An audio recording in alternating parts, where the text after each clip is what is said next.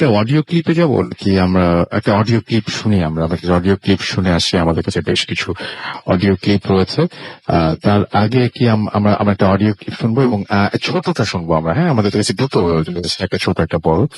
So না, আমরা আমরা একটা বড় একটা লাইভে যাই। আমরা ফারহানের একটা ঘটনা শুনি, আমরা ফারহানের গল্প শুনি এবং এবং এবং তারপরে আমরা আবারও ফিরে আসি। ইন দ্য মিন টাইম আমরা ফারহান ঘটনা শুরু করতে করতে আমরা কিছু SMS পড়ে ফেলি। আপনারা SMS পাঠাচ্ছেন অনেকক্ষণ ধরেই। আমি কাছে হাসিব আমাদের SMS করেছেন, ডেন্টাল কলেজ, আলিফ ভাই। আচ্ছা, আলিফ ভাই স্টুডেন্ট। ওকে। এবং তিনি বলছেন যে ঘটনা বলছেন এটা, এবং এবং আমাদেরকে দেখতে পাচ্ছি যে এছাড়াও রয়েছেন তরিকুল এবং এছাড়া রয়েছেন আমাদেরকে কৌশিক, এবং তিনি বলছেন যে আই এম লিসনিং টু ভূত এফএম। এবং আমাদের সাথে রয়েছেন দেখতে পাচ্ছি ইয়াশা, এছাড়া আমাদের সাথে রয়েছেন আসমা, এছাড়াও সালম আমাদের সাথে রয়েছেন, হিমেল আমাদের সাথে আছেন, এছাড়াও রয়েছেন আমার সাথে কাশিম, এছাড়া আমার সাথে লোপা আছেন আমাদের সাথে নিকিতা, নিকিতা রাজশাহী থেকে, এছাড়াও আমাদের সাথে রয়েছেন পিয়াল পল্লবী থেকে। আমাদের এখানে যারা ফেসবুকে রয়েছেন তাদের সাথে আমরা কথা, তাদের যে কমেন্ট গুলো রয়েছে সেই কমেন্ট গুলো আমরা একটু পড়তে চাই। এবং আমি দেখতে পাচ্ছি যে আমাদের এইখানে অলরেডি অনেকেই জানাচ্ছেন হ্যালোউইনের শুভেচ্ছা জানাচ্ছেনই। এবং আমরা আরো একবার যারা এখানে যারা এখানে কমেন্ট করছেন, যেমন এস আরিফ, লামিয়া তাবাসসুম সহ আরো অনেকে আমাদের এখানে কমেন্ট করছেন আমাদের এইখানে, তাদেরকেও আমি জানাচ্ছি অনেক ধন্যবাদ যারা ফেসবুকে এখন আমাদের সঙ্গে রয়েছেন। এছাড়াও দেখতে পাচ্ছি সুমন হক এই মুহূর্তে আমাদের লিখছেন যে তার কাছে ঘটনা রয়েছে, যদি ঘটনা থাকে তাহলে আমাদের কাছে পাঠিয়ে দিন ভূত আমাদের ফ্রেন্ডসিটি.fm এই অ্যাড্রেসে। এছাড়াও দেখতে পাচ্ছি সাদ হোসেন হৃদয় আমাদের সাথে রয়েছেন, অনেকদিন পর তিনি শুনছেন আমাদেরকে। এভিল লাইভ আমাদের সাথে রয়েছেন এবং তিনি বলছেন ভয়ে চোখ বন্ধ করে ভূত এফএম শুনছেন তিনি। মোহাম্মদ রাফি খান আমাদের সাথে রয়েছেন, HM সাদ্দাম আমাদের সাথে রয়েছেন, আছেন তাশা রোজ, এছাড়াও দিন রাত্রির গল্প আমাদের সাথে রয়েছেন আমাদের সাথে নুসরাত রিয়া, এছাড়াও MD আশরাফুল সিদ্দিক শিশির আমাদের সাথে রয়েছেন, দেখতে পাচ্ছি হাসান হাবিব ইমন সহ আরো অনেকে। যারা আমাদের ফেসবুকে কানেক্টেড থাকতে চান তারা চলে যান www.facebook.com/ভেরিডা60 এবং www.facebook.com/ভূতফম.রাসেল এই দুটো অ্যাড্রেসে। আমরা চলে যাচ্ছি আবারও ঘটনায়, এবং এখন আমরা যে ঘটনাটি শুনবো সেটা হচ্ছে আলিফের কাছে শুনবো। আলিফ বলছে আমরা এখন শুনবো ফারহানের কাছে। ফারহান, কোথাকার ঘটনা এটা আমরা একটু বলে দিই সবাইকে। এই ঘটনাটা হচ্ছে একটা বট গাছকে নিয়ে, তাই না? এই বট গাছটা কোথায়? এক্স্যাক্টলি ভাইয়া, এই ব্রডকাস্টার ঘটনা আমাকে শেয়ার করেছে আমার একজন ফ্রেন্ড, ফেসবুক ফ্রেন্ড, ওর হচ্ছে দেবাশিস, এবং এটা কলকাতার একটা প্রত্যন্ত গ্রামের ঘটনা। ওকে, সো কলকাতার আমরা জানি যে অনেক ওয়েস্ট বেঙ্গল থেকে আমাদের অনেক লিসনার আমাদেরকে শোনেন, রেগুলার শোনেন তারা, এবং মিস করেন না। বাট আজকে কোনো ঘটনা তাদের জন্য, মানে তাদের এলাকার কোনো ঘটনা আজকে এখনো পর্যন্ত ছিল না, বাট এখন চলে আসলো এই ঘটনাটা। একটা বট গাছের কাহিনী, সেই কলকাতায় অবস্থিত। কলকাতা শহরে বট গাছ খুব ভাবা যায় না, কিন্তু মানে ঢাকা শহরে বট গাছ যেরকম রেয়ার হওয়ার কথা সেরকম কলকাতাতেও কিন্তু খুব। সেটাই। আর আমাদের পুরান ঢাকাতেও কিন্তু এরকম ভাই বেশ কিছু মানে প্লেস রয়েছে যেখানে মানে ওইখানে মানে তার জিনিসগুলো ফেভারিট একদম এরকম বট গাছ নাম দিয়ে। তারপর মিরপুরেও কিন্তু বেশ কিছু লোকেশন রয়েছে যে জায়গাগুলোতে মানে বট গাছ মানে বটতলা নামে পরিচিত কিছু জায়গা। তো এরকম কিন্তু আমাদের দেশেও কিন্তু অনেক জায়গা রয়েছে, বিশেষ করে আমাদের ঢাকা শহরে। আচ্ছা, তো আজকে আমি যে ঘটনাটা শেয়ার করবো মানে সেটা আমি আপনাকে একটু বলবো যে মানে আপনাকে অনেক ধন্যবাদ আমাকে আজকে এই স্পেশাল এপিসোডে ইনভাইট করার জন্য। আর আমরা যথেষ্ট এনজয় করেছি এখন। আর আমি আমার ঘটনায় চলে যাচ্ছি। আমাকে যে ঘটনাটা শেয়ার করেন সে হচ্ছেন আমার একজন ফেসবুক ফ্রেন্ড, ওর নাম হচ্ছে দেবাশিস এবং ও থাকে কলকাতায়। আর ও আমাকে যে ঘটনাটা শেয়ার করে সেটা হচ্ছে কলকাতার কোন একটা প্রত্যন্ত গ্রাম অঞ্চলের ঘটনা। এবং এই গ্রামে যে শ্মশান ঘাটটা আছে, মানে সব থেকে বড় যে শ্মশান ঘাটটা, সেই শ্মশান ঘাটটাকে সবাই যেটা বলে যে হ্যাঁ, এই গ্রামে সব থেকে যে বড় শ্মশান ঘাটটা সেটাকে সবাই মানে এক নামে চিনে থাকে, যে মানে মহাশ্মশান নামে চিনে থাকে। এবং এই মহাশ্মশানের অবস্থিত ঠিক নদীর একটা পাড়ে, এবং এই নদীর পাড়ে যে শ্মশান ঘাটটা সেটার পাশে রয়েছে একটি পুরনো মন্দির। আচ্ছা, এবং এটা হচ্ছে কালী মন্দির নামে পরিচিত। এই মন্দিরটা কালী মন্দির নামে পরিচিত সেই গ্রামে। এবং এই মন্দিরটা এবং যে শ্মশান ঘাট এই দুটার মাঝখানে রয়েছে অনেক পুরনো একটি বট গাছ। আচ্ছা। আর আমি এখানে একটা কথা বলবো যে এখানকার যারা লোকাল রয়েছেন তারা যেটা করতেন যে যখন কোনো লঞ্চ অথবা কোনো নৌকা ঘাড়ে এসে ভিড়ত, তখন ওখান থেকে যারা যাত্রীরা নেমে আসতো তারা যখন গ্রামের দিকে চলে যেতেন, তারা ম্যাক্সিমাম সবাই যেটা করতেন যে শ্মশানের পাশে তেঁতুল গাছ তলা একটা মানে জায়গা ছিল, সেইখান দিকে তারা ক্রস করতেন। তেঁতুল গাছ তলা। হ্যাঁ, এখান থেকে তারা ক্রস করতেন। আর শ্মশানের পাশে যে বট গাছটা এবং মন্দিরের সাথে যে বট গাছটা, মানে এখান থেকেও আসলে গ্রামের দিকে যাওয়া যায়, কিন্তু মানে ম্যাক্সিমাম টাইম তারা এই রাস্তাটা ইউজ করতেন না। তারা জানতেন যে মানে এখানে একটা মিথ প্রচলিত হচ্ছে তাদের এই বট গাছটা সম্পর্কে। আমি মিথটার কথা একটু পরিচয় দিব আপনাদেরকে, যে এখানে যে কালী মন্দির, যে মন্দিরটার কথা আমি বললাম, এখানে যারা পুরোহিত থাকেন প্লাস এই গ্রামাঞ্চলে যারা মানে থাকেন, তারা সবাই এই বট গাছটাকে একটা কার্সড মনে করে, মানে অভিশপ্ত একটা বট গাছ মনে করে। এবং এটা কখন থেকে অভিশপ্ত, কিভাবে অভিশপ্ত হলো, সেটা সঠিক ইনফরমেশন কেউ জানে না আসলে, কারণ অনেক পুরনো বট গাছটা। তবে এখানকার যারা অনেক পুরনো তাদেরকে জিজ্ঞেস করলে ওনারা বলেন যে কোন এক সময় কোন একজন মানে কোন এক বৃদ্ধ মহিলা, বৃদ্ধ ঠিক বলা যাবে না, মানে মাঝ বয়স থেকে আরো বেশি হবে, মানে 50 হবে এরকম হলে, এরকম একজন মানে কোন একটা পাগল মহিলা এখানে থাকতো এই বটগাছটা নিচে, এবং সে একদিন নাকি মানে সবাই তাকে পায় বটগাছটার সাথে মানে ফাঁসিতে ঝুলা অবস্থায়। সবাই ধারণা করে নেয় যে সে সুইসাইড করেছে। এবং এরপর থেকে এই জায়গাটাতে মানুষ অনেক কিছু দেখা শুরু করে, এবং এখানকার লোকাল যারা তারা এটাকে বিশ্বাস করে যে সেই হয়তোবা সেই মানে যে মহিলাটা মারা গিয়েছে তারই হয়তো কোনো বিদ্রোহী আত্মা এই বটগাছটা থেকে গেছে, এবং সেটা আর কখনো যায়নি, এবং যেটা সময় যাচ্ছে এবং সেটা আরো শক্তিশালী এবং ভয়ানক হচ্ছে এবং মানুষের ক্ষতি করে যারা এই পডকাস্টটা নিচে আসে, বিশেষ করে বিকেলের পরপর যে সময়টা এবং সন্ধ্যার পরপরে মানে রাতের দিকে যে সময়গুলা, এই সময়গুলা এই জায়গাটাতে কেউই আসে না বলতে গেলে। আচ্ছা, আর আর আশেপাশে যে গ্রামাঞ্চলে যারা আছেন তারা সবাই যেটা করেন যে ওই শ্মশানের রাস্তাটা সবাই ইউজ করে। তো এরকমই গ্রামের একজন মানে বাসিন্দা এরকম তার ফিরতে মানে তার ঘাটে ফিরতে বেশ রাত্র হয়ে যায়, এবং সেটা ছিল অনেক প্রচন্ড ঝড় বৃষ্টির রাত। আচ্ছা, এবং যেটা হয় যে সে যখন নৌকা থেকে নেমে মানে ওই মহাশ্মশানের রাস্তাটা দিয়ে যাবে, তখন সে যেটা দেখে যে অনেক ঝড়ে অনেক বড় একটা গাছ ওই মহাশ্মশানের গাছ মানে রাস্তাটার মাঝখানে তেঁতুল তলা যেটা এখানে পড়ে আছে, মানে মনে হচ্ছে যে রাস্তাটা বন্ধ করে রাখছে কেউ, মানে কোন একটা গাছ রাস্তাটা বন্ধ হয়ে গেছে। আচ্ছা, তো উনি তখন বেশ ভয় পেয়ে যায় যে ঘটনা কি, আমি তখন এই গাছটাকে মানে মানে পার করে ওভাবে যেতে পারতেছি না ওই মাসটাতে। তো সে যখন চিন্তা করে আমার তো একটা রাস্তাই খোলা, এবং সেটা হচ্ছে সেই যে বটতলা, সেই বটতলা দিয়ে চলে আসতে হবে তাকে, আর কোনো রাস্তা তার কাছে নেই। ওকে, সে যেহেতু এখানে গ্রামে থাকে সেই মিথ্যা প্রচলিত ছিল, সেও জানতো এবং এখানে অনেক কিছু দেখেছে বটগাছতলায় মানুষ। তো সে যেটা করে যে সাহস করে বটতলা দিয়ে যায়, এবং সে যখন ওই বটতলা রাস্তাটা দিয়ে যেতে থাকে মানে বটগাছটার নিচে আসতে থাকে, তখন হঠাৎ করে যেটা হয় যে বটগাছটার ঠিক উপর থেকে কিছু ঝনঝন করে শব্দ তার কানে আসে, এবং সে যখন ভালো মতো খেয়াল করে সে দেখে যে তার সামনে কতগুলো কয়েন উপর থেকে পড়তেছে, মানে অনেকটা পয়সার মতো কিছু একটা উপর থেকে কেউ ফেলতেছে তার উপরে। এবং সে যখন ভালো মতো হাতে নিয়ে সেটা দেখে যে এগুলো একটা কয়েন, মানে তখনকার সময়কার কোন একটা কয়েন ছিল আর কি, এটা মানে এটাকে মানি বলতে পারি আমরা, ঠিক আছে, সেই সময়ের সময় যখন এই ঘটনাটা ঘটে। এবং সে যেটা করে যে দেখার পরে তার বেশ জিনিসটা আমার অবাক লাগে যে উপর থেকে কে এরকম কয়েন ফেলতেছে, সে মনে করে যে এটা কোনো একটা গুপ্ত ধন হবে যেটা পেয়ে গেছে, গিফট হিসেবে পেয়েছে হয়তো বা কোনো এক ভাবে। যেটা করে যে তার মধ্যে লোভ মানে জন্ম নেয়, এবং সে যেটা করে যে ওই কয়েন গুলোকে সে পকেটে পুরে নেয় এবং সেটা নিয়ে বাসায় চলে যায়।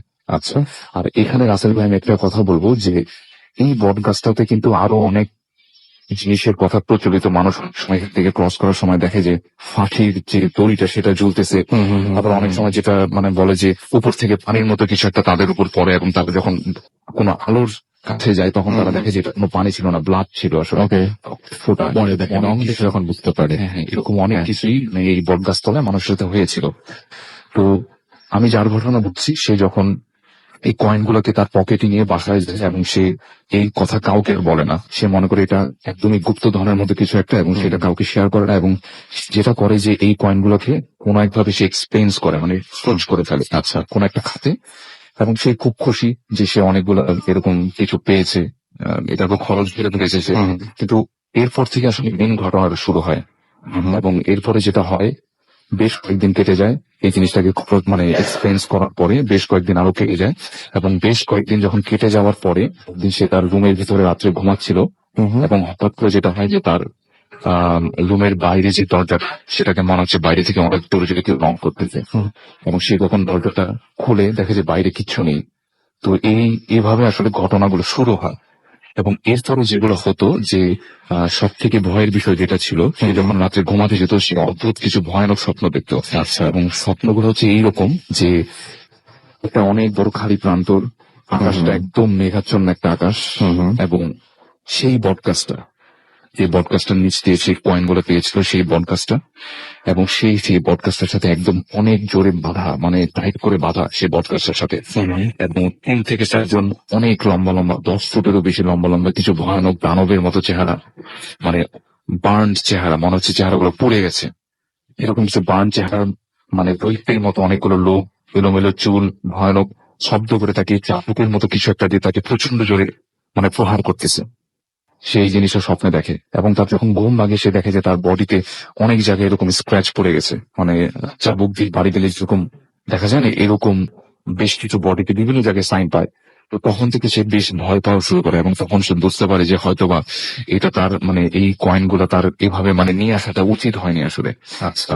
এরপরে যেটা হয় যে সে আস্তে আস্তে মানসিক ভাবে বিকারগ্রস্ত হয়ে বিকারগ্রস্ত হতে থাকে, এবং লাস্টলি যেটা হয়, এবং যেটা হয় যে সে যে রুমটাতে মানে রাত্রে থাকতো, সেই রুমটার মানে দরজা দিয়ে, জানালা দিয়ে, মানে লতাপাতার মতো কিছু জিনিস, মানে পাতার মতো কিছু জিনিস মনে হচ্ছে তার পা ধরে টেনে নিয়ে যাচ্ছে, তার গলায় ব্যাগ দিচ্ছে, এরকম কিছু মানে সে ফিল করতো। যখন লোকজন তার রুমের ভিতরে আসতো, দেখতো যে অনেক বট গাছের পাতা তার রুমে পড়ে আছে, কিন্তু এরকম কিছু নেই। আর সব থেকে ভয়ানক বিষয় ছিল তার রুমের যে দেয়ালটা ছিল, সেখানে যখন তার ঘুমাতো তখনই দেখতো যে সে অনেক বড় বড় হাতের, মানে রক্তের মধ্যে হাত দেওয়ার পর যদি সেটাকে আমরা দেয়ালে ছাপ দিই যেরকম হবে না, সেরকম হিউম্যান হাতের মতোই, কিন্তু অনেক বড় বড় সেগুলা দেয়ালের মধ্যে রক্তের ছাপগুলা। এগুলো দেখতে দেখতে সে মানে যখনই কাউকে বলে যে তোমরা এসে দেখো, দেখে যে কেউ নেই, কিন্তু সে দেখতে পায় এটা। তো এরকম করতে করতে একসময় সে মানসিকভাবে অনেক বিকারগ্রস্ত হয়ে যায়, এবং একটা সময় যেটা হয় যে সে সম্পূর্ণভাবে পাগল হয়ে যায়।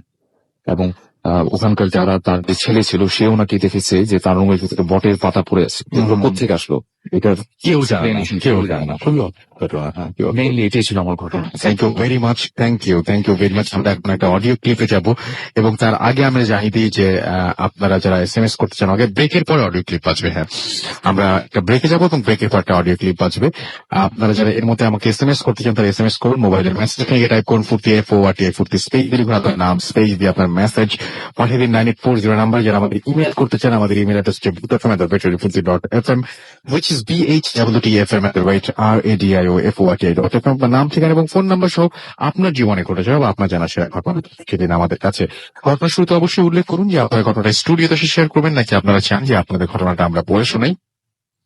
দেশের বাইরে যারা রয়েছে তারা অডিও ক্লিপ পাঠিয়ে দিতে পারেন সরাসরি আমাদের কাছে। আর আমাদের ফেসবুক অ্যাড্রেস হচ্ছে www.facebook.com/radio.ফুর্তি এবং www.facebook.com/furstel। আমরা আপনারা একটা ছোট্ট ব্রেক নিচ্ছি, এবং তারপর একটা অডিও ক্লিপ বাজবে। স্টে টিউন টু রেডিও ফুর্তি এন্ড ডোন্ট স্টপ দ্য ফুর্তি। একটা কথা শুধু জানিয়ে দিই যে আমরা এখানে এখন ফুর্তি the night comes alive with Gramophone।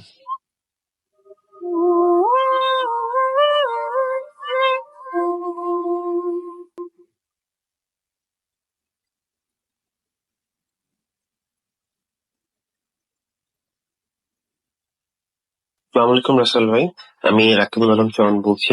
Rasel ভাই, আমি আজকে আপনার সাথে যে আমার এক্সপিরিয়েন্সটা শেয়ার করব, সেটা আমার সাথে লাস্ট 2.5 months ago, এরকম আগে আমার সাথে ঘটে। আমি, আমার একজন কলিগ আর একটা ছোট ভাই মিলে আমরা একটা সিটিতে একদিনের ট্যুর করি। সেটা port Arthur in Texas. Port Arthur Texas, এটা টেক্সাসের ঠিক লাস্টের দিকে অবস্থিত, এবং বলে রাখা ভালো যে গালফ অফ মেক্সিকো এটার সাথে অ্যাটাচ। তো যাই হোক, আমাদের স্কেজুল অনুযায়ী আমরা সেখানে আমরা রাত 12টার দিকে বাই বাসে সেখানে যাই। সেখানে যাওয়ার পরে আমাদের সাথে কোনো ভেহিকল না থাকায় ওখানে আমরা অনেক ট্যাক্সি খোঁজাখুঁজি করি, এবং ওখানে যাওয়ার পরে আমরা জিনিস ডিসকভার করি যে পোর্ট আর্থার সিটিটা খুবই ছোট একটা সিটি এবং খুব নির্জন একটা সিটি। তো যাই হোক, আমাদের সাথে আরেকটা প্যাসেঞ্জার ছিল, সে সেখানেই নেমেছে। তো তাকে রিসিভ করার জন্য একটা লোক আসে, এবং আমি তাকে আমাদের সিচুয়েশন বলি যেরকম আমাদের সাথে কোনো ভেহিকল নেই, তুমি কি আমাদেরকে কোনো আশেপাশে কোনো মোটেলে রাইড দিতে পারবা কিনা। তো সে আমাকে বলে ঠিক আছে, ওকে, পাশে একটা মোটেল আছে বিচের সাথে, ওখানে চলো, ওখানে আমি তোমাদেরকে নামাই দিব। তো আমরা প্যাকেজ ট্যাকেজ নিয়ে তার সাথে চলে গেলাম। তো ওখানে যাওয়ার পরে আমরা একটা মোটেলে উঠলাম। মোটেলটা নিউ কনস্ট্রাক্টেড মোটেল। আর মোটেলটার নাম আমি বলতে চাচ্ছি না, কারণ মোটেলটা নাম ব্র্যান্ডটা হচ্ছে ইউএসএ তে খুব ফেমাস একটা ব্র্যান্ড, বাট তার একটা ব্রাঞ্চ সেখানে আছে পোর্ট অর্থারে, আমরা সেখানে গিয়েছিলাম। তো যাই হোক, আমরা যখন মোটেলে এন্টার করলাম, ফার্স্ট অফ অল সেখানে রিসিপশনটা ঢুকে আমরা বুঝতে পেরেছি যে মোটেলটা এল শেপের। তো আফটার চেক ইন আমরা 3টা সিঙ্গেল রুম নিলাম। First and second one is in ground floor, third one is in the third floor. So আমাদের ব্যাগেজ নিয়ে আমরা যখন 3জনই, কারণ লিফটটা হচ্ছে একেবারে শেষের দিকে এবং আমি যে রুমে ছিলাম লাস্টের রুমটা, তার সাথে লিফট এবং এক্সিট ডোর। তো আমরা 3জন সোজা করিডোর দিয়ে হেঁটে যাচ্ছি, সবাই একসাথে গেলাম। আমি আমার রুমে ঢুকলাম, আমার ছোট ভাইটা সেও একটা রুমে ঢুকলো, এবং পরে লিফট দিয়ে আমার কলিগটা সে তার থার্ড ফ্লোরে চলে গেল। তো অনেক রাত হয়ে গেছে। আমরা আমি জাস্ট ফ্রেশ হয়ে শুয়ে পড়লাম। আমি প্রায় আধা ঘন্টা মতো জেগেছিলাম, তারপরে আমার চোখ ঘুম আসার কারণে মানে চোখটা প্রায় লেগে লেগে আসছিল এরকম অবস্থা। Then I just discovered that someone is just walking around my bed. You know, আমার মনে হচ্ছিল যে কেউ যদি পা ঘেঁষে ঘেঁষে কার্পেটের উপরে হাঁটে, সেরকম একটা আওয়াজ আমার কানে ভেসে আসছে, এবং খুবই খুবই লাউড টাইপের আওয়াজ। তো এরপরে আমি আমার চোখটা খুলি, আমি লাইট জ্বালাই, আমি উঠে পড়ি, লাইট জ্বালাই। লাইট জ্বালানোর পরে আমি জাস্ট চিন্তা করি যে মানে আমি কি শুনতেছি, কারণ আমার রুমে তো কেউ নাই। এই তো আমার ফিল হচ্ছে যে somebody was walking around my bed. So এরপরে জাস্ট কিছুক্ষণ 5 মিনিটের মতো আমি বসে থাকি সেখানে, মেঝের উপরে বসে বসে চিন্তা করি। পরে চিন্তা করছি না, আমার ভালো লাগতেছে না, বাট খুব টায়ার্ড ছিলাম। তো জাস্ট আমি 10-15 মিনিট এভাবে মানে হেলান দিয়ে বসেছিলাম। তারপরে আবার লাইট অফ করে দিয়ে রেস্টরুমের লাইটটা জ্বালিয়ে রেখে দরজাটা হালকা খোলা রেখে আমি, যেন রুমে অন্ধকার না থাকে, এই জন্য আমি অন্ধকার না করে আমি শুয়ে পড়ি। জাস্ট 5 মিনিটস অ্যান্ড 10 মিনিটস গন। দেন আমার ডোরে খুব জোরে জোরে ধাক্কায় একটা আওয়াজ আসে। আমি আবার উঠে লাইট জ্বালায় ডোরটা খুলি।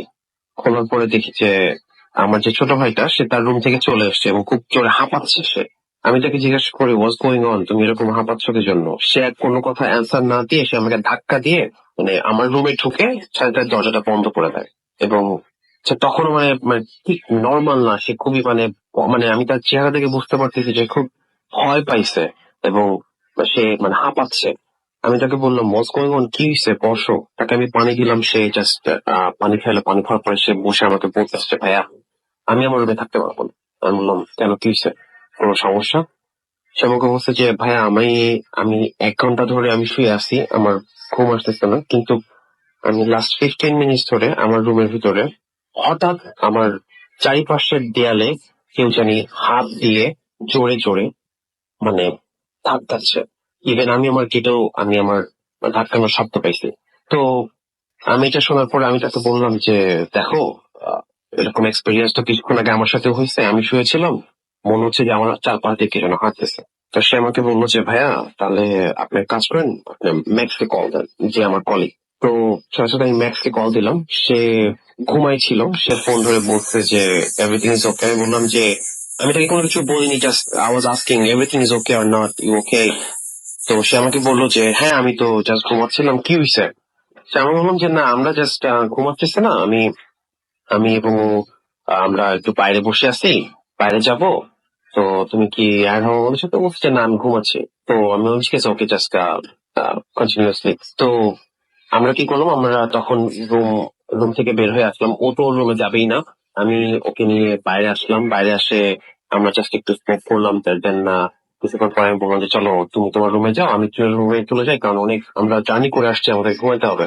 তো ও বলছে যে ভাইয়া আমি আপনার সাথে ঘুমাবো।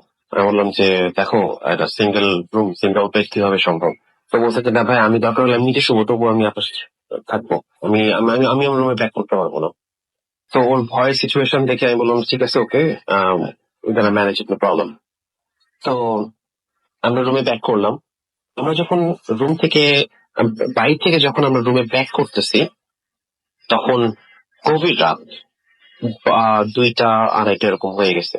তো আমরা যখন ঠিক করিডোর দিয়ে হেঁটে আসতেছি, আমরা বুঝতে পারতেছি যে আশেপাশে যে আমরা রুম গুলো ক্রস করতেছি, সেই রুম গুলো থেকে আমরা অনেক আওয়াজ শুনতে পারতেছি। আর এত রাত্রে এরকম মানে কোলাহল প্রতিটা রুমের ভিতরে, এটা ইম্পসিবল। তো অলরেডি আমাদের মনের ভিতরে একটা ভয় চলে আসছে। আর এরকম একটা সিচুয়েশন, তো আমরা জিনিসটাকে আরো মানে সেন্সিটিভ ভাবে নিলাম। তো সে আমাকে বলতেছে যে ভাই, মানে এত রাত্রে সব রুম থেকে আওয়াজ আসতেছে, মনে হচ্ছে রুমের ভিতরে কেউ আছে, মানে ব্যাপারটা কি? তো আমি বললাম যে দেখো, ওর নাম তৌহিদ ছিল। আমি বললাম যে তৌহিদ দেখো, আমি আমি রুমে যাব না, আমি সারা রাত বাইরে কাটাই দিব, আমার ঘুম লাগবে না। তুমি যদি চাও তুমি আমার রুমে যাই ঘুমাতে পারো, এবং তুমি যদি চাও তুমি আমার সাথে থাকতে পারো। তো আমরা জাস্ট তখন আমরা করিডোরের মাঝখানে হঠাৎ আমরা একটা আমাদের দুই পাশেই হচ্ছে রুমের ডোর গুলো ছিল। তো একটা রুম থেকে হঠাৎ কুকুরের একটা আওয়াজ আসতো, মানে মানুষ যে পেট রাখে মাঝে মাঝে তারা নিয়ে আসে পেটস, তাদের থাকে, কুকুরের একটা আওয়াজ আসলো। তো আমি just I am surprise, because আমাদেরকে যখন চেক ইন করা হয়েছে তখন আমাদেরকে বলা হয়েছে, আমাদের একটা শিট দেওয়া হয়েছে যেখানে বলা হয়েছে যে আপনারা চেক ইন করার পরে আপনাদের কোনো পেটস এখানে আনতে পারবেন না, এবং যদি আপনারা পেটস আনেন আপনাদেরকে $500 জরিমানা করা হবে। ইম্পসিবল। তো আমি তখন সিচুয়েশনটাকে ডিসকভার করে আমি বললাম যে আমি এখানে আর থাকবো না, আমরা চলে যাব। জাস্ট আমি ম্যাক্সকে কল দিলাম, সে আমার কল রিসিভ করতেছে না, আর আমাদের থার্ড ফ্লোরে যাওয়ার মতো শক্তিও না। তো আমরা কি করলাম, আমরা জাস্ট বাইরে চলে আসলাম, আমরা বাইরে বসে আছি।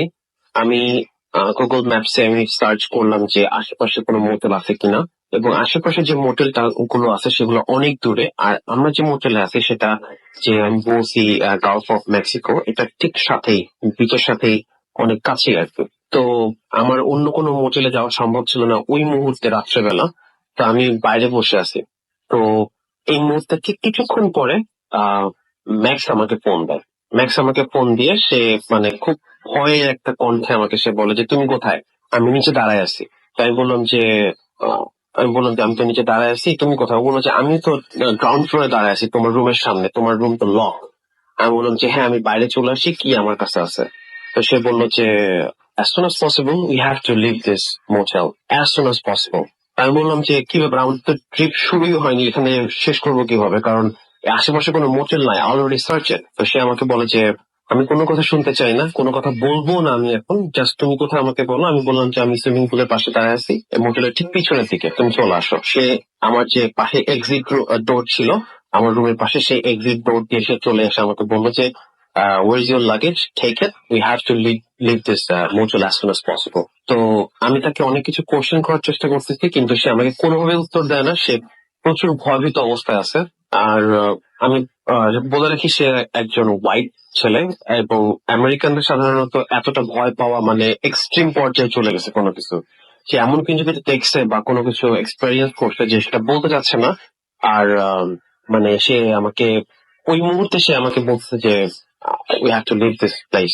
সো আমরা তিনজন একসাথে সবার রুমে এক এক করে যে তিনজন একসাথে আমাদের যেটা ছিল লাগেজ টাগেজ নিয়ে আমরা চলে আসি, এবং ওই সময় চেক ইন অফ ছিল, check in check out off ছিল, কারণ রিসেপশন তখন খোলা নেই, ছোট একটা মোটেল ছিল। সো আমরা কি করলাম, যে আমাদের রুমের ইলেকট্রনিক কি গুলো প্যাক করে ওখানে রিসেপশনে রেখে জাস্ট নোট রেখে গেলাম যে we are living for some emergency problems.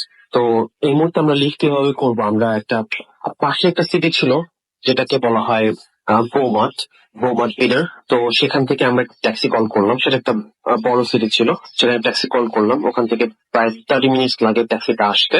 আম, আসার পরে আমরা ট্যাক্সিতে করে আমরা ডিরেক্টলি বলি যে we have to go Louisiana as soon as possible, so how long it can be take.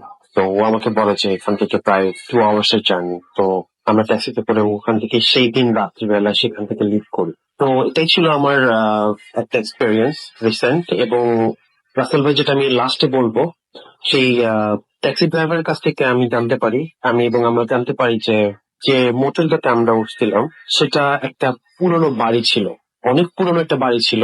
এবং যে ট্যাক্সি ড্রাইভারটা, সে এই Port Arthur, he is born and raised in Port Arthur. So সে আমাকে বললো যে এরকম ভাইয়া, এই যে আপনারা যে মোটেলটাতে উঠছেন বিচের পাশে, এটা একটা অনেক পুরনো একটা বাড়ি ছিল। এখানে একটা ওল্ড ফ্যামিলি থাকতো, অনলি একটা ওল্ড লোক এবং একটা তার ওয়াইফ থাকতো। বাড়িটা একটু বড় ছিল, সেটাকে ভেঙে এটা করা হয়েছে এবং এই বাসায় কেউ আসতে পারতো না। এই বাসায় মানে কেউ আসতে পারতো না, কোনো গেস্ট বা তাদের ছেলে মেয়ে পর্যন্ত এখানে আসতে পারতো না। তো তারা পরে এটাকে সেল করে তারা কোথায় চলে গেছে কেউ জানে না। শুধু এখানে যে নতুন প্রপার্টি করা হয়েছে, এখানে যে মোটেলটা করা হয়েছে সেটা নতুন নিউ কনস্ট্রাক্টেড মোটেল করা হয়েছে। এরপরে আমরা ওখানে আর পরে আমি ওর কাছে শুনতেও চাইনি কোনো কিছু, দেন আমরা লুজিয়ানাতে প্যাক করি। এই ছিল ভাই আমার কাহিনী। Thank you very much for sharing. Next আবার কথা হবে। Thank you.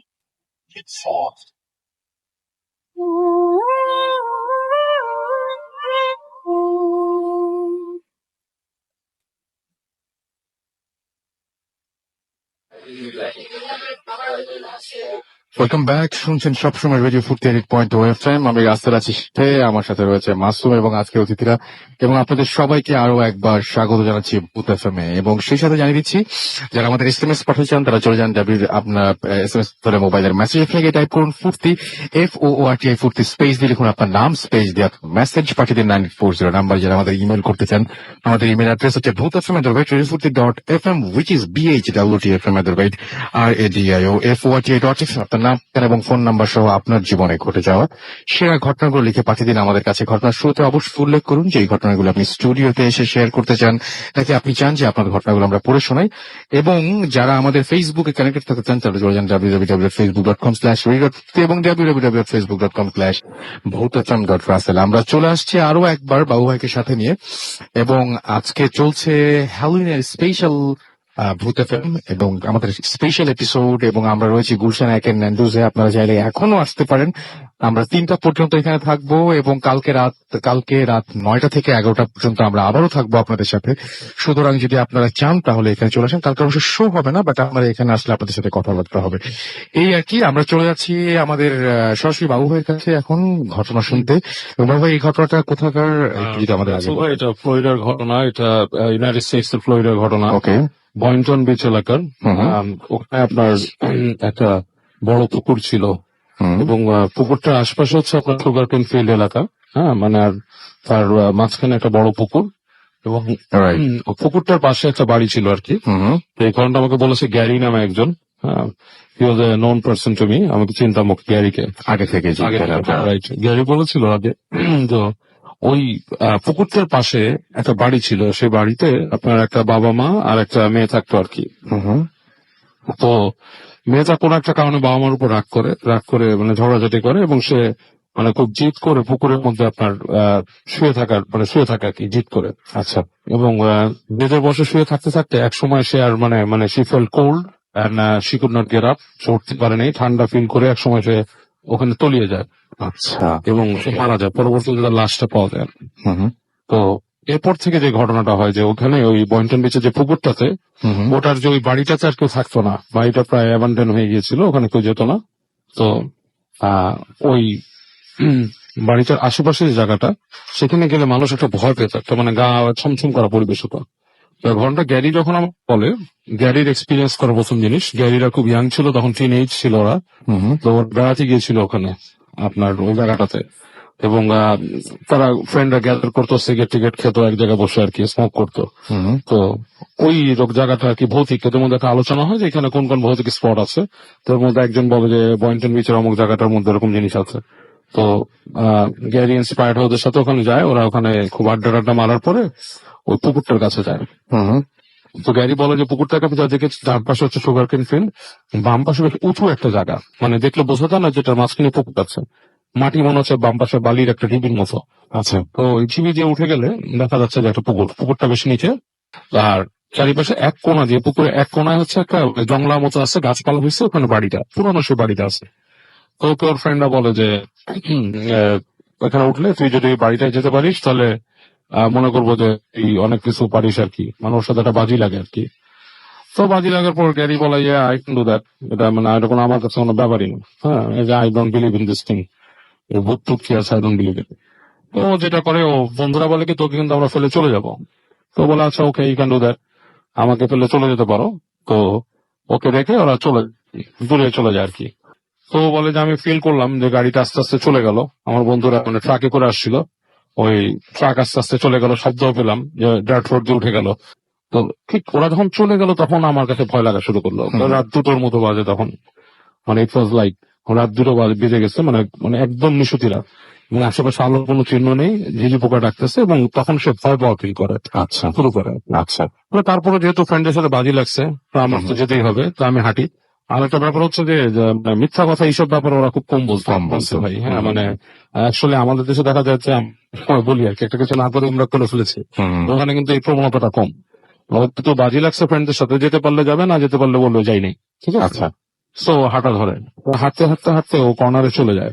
মানে ওকে ওই ডেস্টিনেশনে পৌঁছাতে হলে পুকুরের এক কর্নারে যে আবার লেফট টার্ন নিয়ে যেতে হবে আর কি। আচ্ছা তো এইভাবে সে হাঁটছে, হেঁটে হেঁটে যাচ্ছে। তো যখন এই কর্নারে চলে আসছে তখন সে দূর থেকে দেখতেছে যে ওইখানে একটা আলোর মতো। তো আলোটা হচ্ছে, ঠিক ও বলছে যে তুমি যদি কোনো পাতলা কাপড় বা নেটের কাপড়ের উপর থেকে কোনো রূপালী মানে সাদা টাইপের লাইট জ্বালাও, জাস্ট লাইক দ্যাট, এরকম একটা আলো বাতাসের মধ্যে যেমন একটু ঝুলতেছে। তো ও মনে করে যে এটা তার একটা ইলিউশন, যেহেতু স্মোক করছে, হতে পারে ইলিউশন হতে পারে। তো ও মানে একটু তাকা থেকে আবার হাঁটা শুরু করে। হাঁটতে হাঁটতে দেখে না, এখানে ইলিউশন হওয়ার কোনো কথা নেই, যেখানে আলো হচ্ছে তার আশেপাশের জায়গাটা বেশ আলোকিত হয়ে যাচ্ছে, প্রায় 1 ফিট মতো। তারপর দেখে আলোটা আস্তে আস্তে আসছে, সামনের দিকে আসছে। তো চিন্তা করে এটা কি মানে এমন হতে পারে কোনো ফসফরাসের আলো বা কিছু, সেটাও না। তারপর হাঁটতে হাঁটতে ও যখন কর্নারে চলে আসে তখন সে বুঝতে পারে ওইটা তো মনে হচ্ছে আলোটা হচ্ছে একটা মানুষ, মানুষটার গাত থেকে আলো বেরোচ্ছে। এবং দ্যাট ইজ লাইক আপনার মানে কোনো মানুষ যদি গ্লিট করতে থাকে বা কোনো মানুষ গ্লোয়িং কোনো মানুষ থাকে যার গা থেকে আলো বেরোচ্ছে, এরকম একটা মানুষ হেঁটে হেঁটে আসতেছে। এবং আরো যখন কাছে আসছে, প্রায় আরো ধরেন ওই ডিস্টেন্স থেকে আরো 200 ফিট হচ্ছে, তখন সে দেখে বুঝতেছে এটা একটা মেয়ে মানুষ। একটা মেয়ে আচ্ছা একটা নাইট গাউন টাইপের পরে আসছে এবং মনে হচ্ছে তার গা থেকে আলো বেরোচ্ছে। সে গ্যারি দৌড় দেয়, সে দৌড় দিয়ে আসে, এসে মানে আপনার নিচ দিয়ে নেমে আসে, নেমে এসে হাতছে পাচ্ছে এক সময় যে দেখে যে ওর বন্ধুদের গাড়ির হেডলাইট দেখা যাচ্ছে দূর থেকে, ওরাও আসে, এসে বন্ধুদেরকে বলে এরকম দেখে।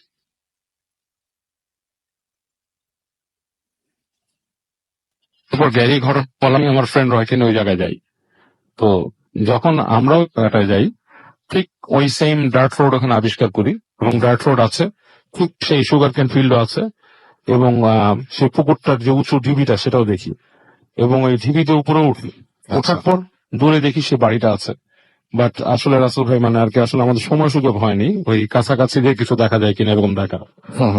এই ছিল ঘটনা। থ্যাংক ইউ ভেরি মাচ আপনার ঘটনার জন্য বাবু ভাই, এবং আশা করছি যে আমরা আপনার কাছ থেকে পরবর্তী আরো ঘটনা শুনবো। আমরা চলে যাব আমাদের এইখানে যে অতিথি আছেন একজন, এর আগেও আমাদের এখানে এসেছেন, আজকে তিনি এসেছেন, তিনি আমাদের কাছাকাছি একটা হসপিটালের ডক্টর। আমরা আপনারা সবসময় ডাক্তারদের কাছ থেকে ঘটনা শুনতে পছন্দ করেন, সো তিনি আজকে আবারও এসেছেন। আমরা কিছুক্ষণের মধ্যে তাকে পেয়ে যাবো, এবং এই সময়টাতে আমরা একটু আপনাদের এসএমএস পড়ি।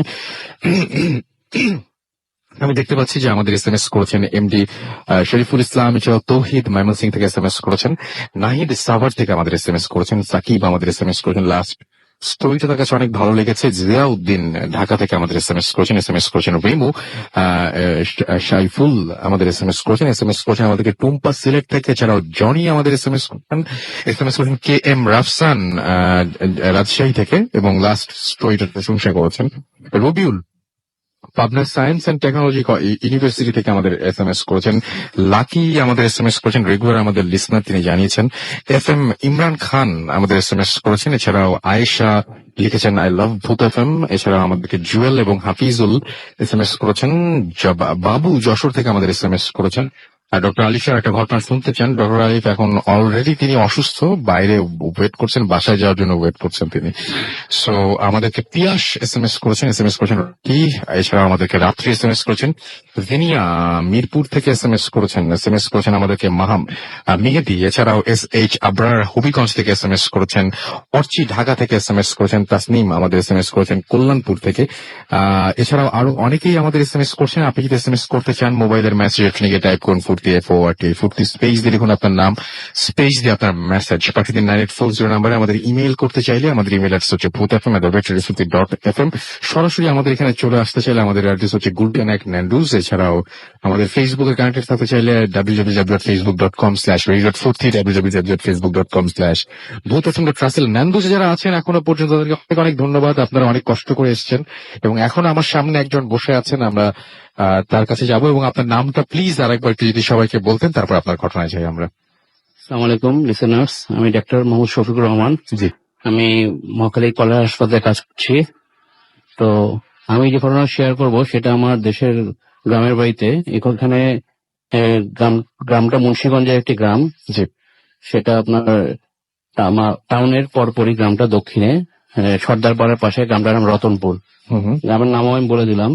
তো ওখানে একটা খুব পুরনো জমিদার বাড়ি আছে। তো জমিদার বাড়িটা ঘিরে অনেক ঘটনা আছে, অনেক ঘটনা এর আগে আমি একটু শেয়ার করেছি। এখন আরেকটি ঘটনা যেটা একদম আমার সামনেই ঘটেছিল সেটা আমি শেয়ার করছি। তো এই ঘটনাটা আমার মার এক বোন, খালাতো বোনকে নিয়ে, যে আমার খালা হয় উনি। তো সেই খালা যখন ইয়াং ছিলেন, ঘটনাটা 85-86 এর দিকে ঘটনা। তখন আমি একটু ছোট ছিলাম, যাই হোক 7-8 পড়তাম। তখন আমি একদিন এই গ্রামে বাড়িটা বেড়াতে যাই। বেড়াতে যাওয়ার পরে তো ওদিনই দুপুরবেলা, মানে 2-1 দিন পরে দুপুরবেলা, আমার সেই খালা পাশের গ্রাম থেকে একটা মাছ নিয়ে আসছিল, বেশ কিছু মাছ সাথে করে। পাশের গ্রামে বেড়াতে যায়, পুকুরে মাছ ধরা হয়েছিল। ধরার পরে তাকে দেয় যে তুই নিয়ে যা। সে আবার এই জমিদার বাড়িতে থাকতো নিচের তলায়, 3 তলা বাড়ি, নিচের তলায় থাকতো। তো যখন সে দুপুরবেলা আসলো, আসার পরে তেমন কিছু হয়নি। সন্ধ্যা থেকে সে একটু অ্যাবনর্মাল বিহেভ করা শুরু করলো। যেমন সে একটু চুপচাপ হয়ে গেল, কথা বলতেছে না, ডাকলে উত্তর দিচ্ছে না, এরকম একটা ব্যাপার। বাইরে চলে যেতে যাচ্ছে, বাইরে গিয়ে ফিরতেছে না, হ্যাঁ এরকম আর কি, বাইরে অন্ধকারের মধ্যে দাঁড়ায় আছে। তো তখন কেউ কিছু বুঝতে পারেনি আসলে ব্যাপারটা কি হয়েছে। তো এরকম করে রাতে খাওয়া দাওয়া করার জন্য তাকে খোঁজা শুরু হলো, কিন্তু তাকে পাওয়া যাচ্ছে না। তখন প্রায় 9টা বাজে, রাত 9টা বাজে। তো আমি আমার মামা দুজন মিলে তাকে খোঁজা শুরু করলাম, আর অন্যরা তো নিচেতে, আমরাও ছাদে তাদের আশেপাশে খুঁজতেছি। তো বাড়িটা দোতলার যে ছাদ, সেখানে কিছু অংশ কমপ্লিট হয়েছে, কিছু ইনকমপ্লিট রয়েছে। ইনকমপ্লিট পার্টের মধ্যে কিছু খোলা জায়গা আছে, জঙ্গল টঙ্গল গাছটা ঘেরা। সে ওখানে দেওয়ালের মধ্যে পিঠ থেকে হঠাৎ করে তাকে দেখা গেল 10টা 10:30টার দিকে, যে ওখানে দাঁড়িয়ে আছে, দাঁড়িয়ে জঙ্গলের দিকে তাকিয়ে আছে।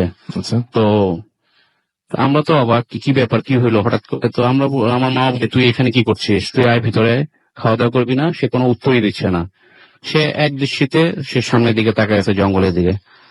তো তাকে মামা যে হাত ধরলো আনার জন্য, সে এক ঝটকায় হাত ছিল। তো আমার মামা তখন একটু অদ্ভুত দৃষ্টিতে আমার দিকে তাকালেন। তখন আমি 7-8 পড়ি।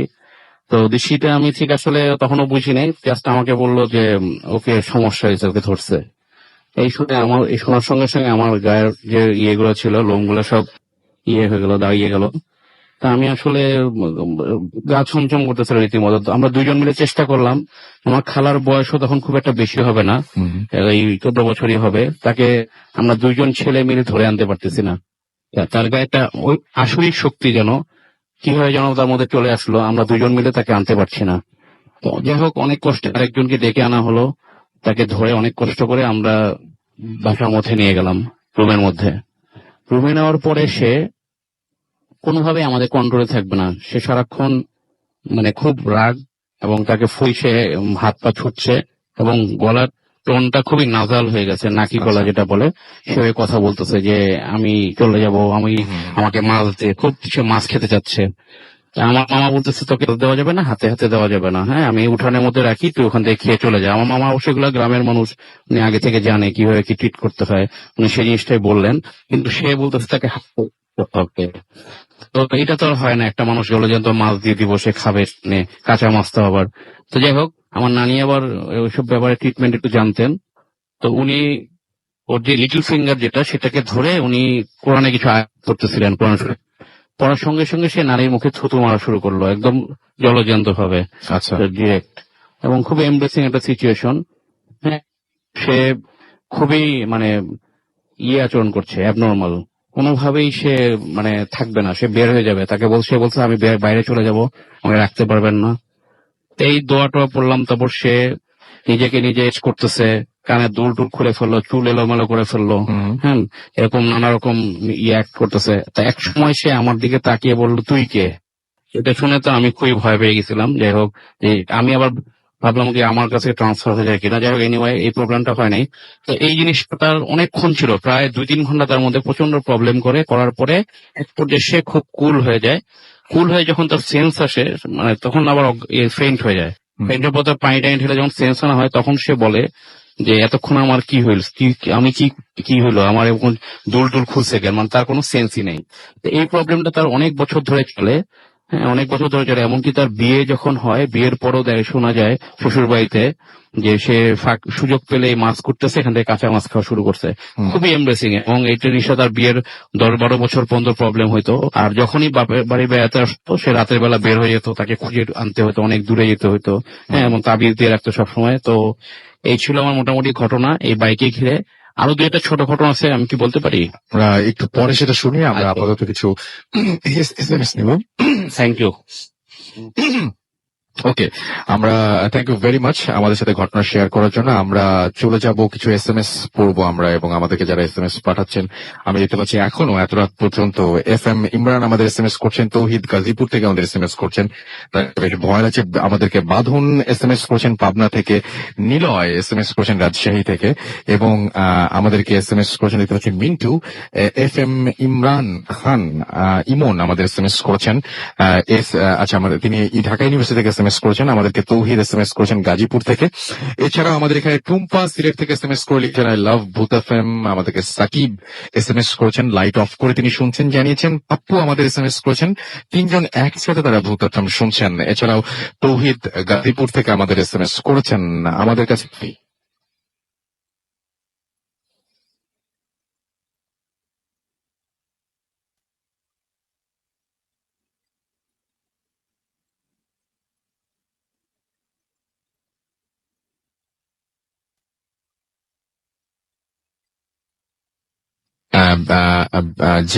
জাহিদ আমাদের এখানে SMS করেছেন। ব্যাকগ্রাউন্ড মিউজিকটা তিনি একটু কমানোর পরামর্শ দিয়েছেন। ওকে, সমুদ্র আমাদের এখানে রয়েছেন এবং তিনি বলছেন জাস্ট অসম। এছাড়া আমাদের সাথে রয়েছেন দেখতে পাচ্ছি আব্দুল বাশার, এবং আমাদের সাথে রয়েছেন দেখতে পাচ্ছি এই মুহূর্তে মহিউদ্দিন জনি। মহিউদ্দিন জনি অনেকগুলো কমেন্ট করেছেন। আরিফুর রহমান জিতু, এছাড়া আমাদের সাথে সাব্বির চৌধুরী রয়েছেন, MD সুমন ভুঁইয়া, আতিফ খান সালমান আমাদের সাথে আছেন। এছাড়াও মঈনুদ্দিন জনি আমাদের সাথে রয়েছেন, মিখাইল শেখ আমাদের সাথে আছেন। এছাড়া আমাদের সাথে আছেন এই মুহূর্তে সামিয়া হক, মুন্না সহ আরো অনেকে। আপনি যদি আমাদের সাথে থাকতে চান বা ফেসবুকে আসতে চান, তাহলে চলে যান www.facebook.com/radio.ফুর্তি অথবা চলে যান www.facebook.com/bhutfm.russell। আমরা আরো একটা বিরতিতে যাব এবং বিরতির পরে আমরা আরেকটা অডিও ক্লিপ শুনে আসবো এবং তারপরে আবারও ফিরে আসবো আপনাদের কাছে। সেই পর্যন্ত সবাই আমাদের সঙ্গে থাকুন। আরো একবার আমাদের ইমেল অ্যাড্রেস জানিয়ে দিচ্ছি। আমাদের ইমেল অ্যাড্রেস হচ্ছে bhutfm@radiofurti.fm, which is bhutfm@radiofort.fm। SMS করতে চাইলে মোবাইলের মেসেজ ওখানে টাইপ করুন ফুর্তি FORTI ফুর্তি স্পেস দিয়ে লিখুন আপনার নাম, স্পেস দিয়ে আপনার মেসেজ পাঠিয়ে দিন 840 নাম্বারে। আজকে আপনাদের সবাইকে আরো একবার জানাচ্ছি হ্যালোউইনের শুভেচ্ছা। এবং আমরা এই মুহূর্তে রয়েছি গুলশান 1 ম্যান্ডুজে। কালকে থাকবো রাত 9টা থেকে 11টা পর্যন্ত। আবারও আপনাদের আমন্ত্রণ রইল এবং এখনো যারা আমাদের সঙ্গে রয়েছেন তাদেরকে অনেক অনেক ধন্যবাদ জানাচ্ছি। আসলে এটা হচ্ছে আমাদের মানে বলতে পারি যারা প্যারানরমাল সবকিছু পছন্দ করি তাদের সবচেয়ে বড় উৎসবের দিন। একটা সময় ভয় ছিল, বাট এখন বলা হয় এই দিনটা নাকি আরো বেশি মানে সাধুদের আত্মা বা সাধুদের দিন আর কি, সাধু সন্ন্যাসীদের মতো দিন, এরকম একটা জিনিস কিংবা ভালো স্পিরিটের দিন। সো আমার মনে হয় বলেন, আমি বুঝতে পারি। ওকে, সো আমরা এই মুহূর্তে আমরা দেখতে পাচ্ছি যে আমি যেটা বলছিলাম যে হ্যালোউইন নিয়ে, তো হ্যালোউইনটা এখন অনেকটা সেলিব্রেশনের পর্যায়ে চলে গেছে এবং আমরা সবাই সেলিব্রেট করতেই পছন্দ করি এই দিনটিকে, এবং আজকেও তার ব্যতিক্রম হয়নি। আমাদের এখান থেকে বা বিভিন্ন জায়গা থেকে, ঢাকার বিভিন্ন জায়গা থেকে, বিভিন্ন অঞ্চল থেকে বিভিন্ন মানুষ এখানে এসছেন এবং তারা সবাই নানান ভাবে এসছেন এবং জমজমাট হয়ে উঠেছে আমাদের এই জায়গাটা। এবং আশা করছি যে আজকে যারা আসতে পারেনি তারা আগামীকাল তাদের সবাইকে দেখতে পারবো।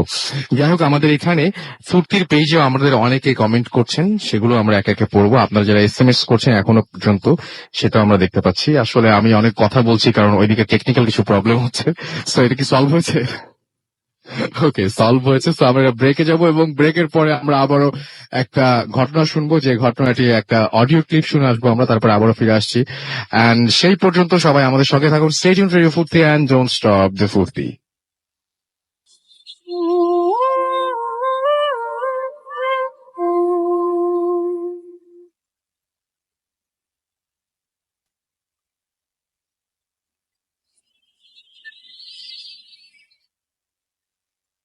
Hey Russell, hi, my name is Mariam Islam MJ and I am from America.